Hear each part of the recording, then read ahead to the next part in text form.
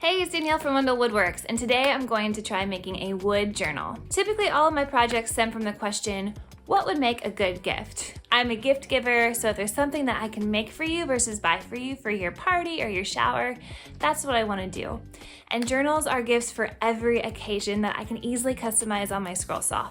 So let's get started. The first thing I needed was paper. I considered cutting my own paper with my paper cutter and a hole puncher, but I chose the easy way out this time and I bought some filler paper from Amazon. It was cheap and it came with a cute pocket and some stickers that'll give my gift an extra special touch. I also decided to get some 1-inch metal rings for the binding, and I've put both of those links for you in the description below. Next, I needed to choose wood for my covers. I originally pictured something beautiful like walnut, but I hate buying materials when I have things that can already be used in my shop. And I've had this laminate wood flooring for years that needs a use. It's not real wood, so I won't be able to do any wood burning, but it looks nice and I can still easily scroll it on my Pegasus. I then cut it to make both the covers to the dimensions of 6 by 9 inches. Next, I took a page of the paper, I centered it up and marked where my holes needed to go. After making sure the back cover was facing the right direction, I clamped the pieces together onto a scrap piece of 2x4 and onto the workbench to drill them.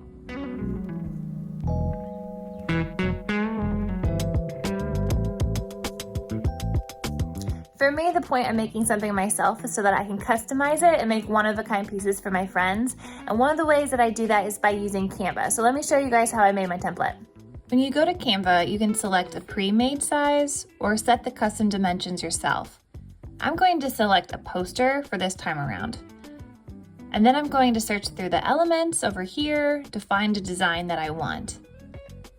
I originally was going to pick something floral, but since this is going to be for a male friend of ours, I tried to find something a bit more masculine. I then wanted to add initials, so I added text and I searched for a stencil font that would work to scroll out without losing the inner pieces. A lot of these fonts are for free, but you'll notice little crowns by some of the fonts as you scroll through, and these are premium ones that you'll have to pay for on a monthly basis.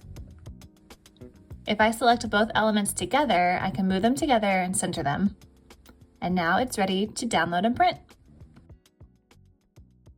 The back cover I'm going to leave as is, so I'm going to attach the template to the front cover using some masking tape and spray adhesive just to protect it and keep it clean.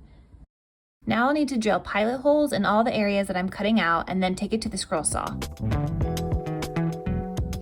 So this material is new to me. I've never tried to scroll saw my laminate flooring before, so this is kind of unfamiliar to me. I'm just gonna start with the number 5 modified geometry blade. That's kind of my go-to when I'm not quite sure. And then I can always change it out if I feel like it needs to be stronger, if I feel like that's too big and I need to go lower.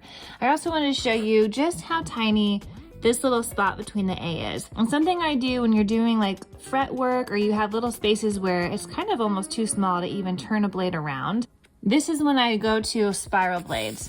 So spiral blades can be tricky for just everyday cuts, but they're really great for those really small spaces. With the spiral blade, I'll just kind of put that in, and then all I'll have to do is literally just kind of move it to the left, to the right, down a little bit, over a bit. You can move it in any direction and it cuts in all directions.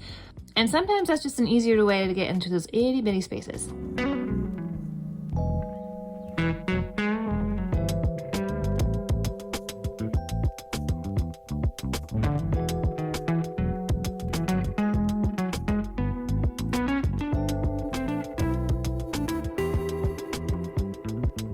So if I were to do this again, I probably would have sized up the blade. The number 5 worked, but I kind of wanted to go its own way and it didn't feel like it was quite strong enough to keep up. So I would have sized up where I do it again, but it worked. I just kind of slowed it down and took my time a bit. And now all that's left to do is finishing touches. I'm gonna use some sanding twigs to kind of get in here. Make sure I sand the sides real smooth to this so it doesn't cut anybody, and then we'll do assembly.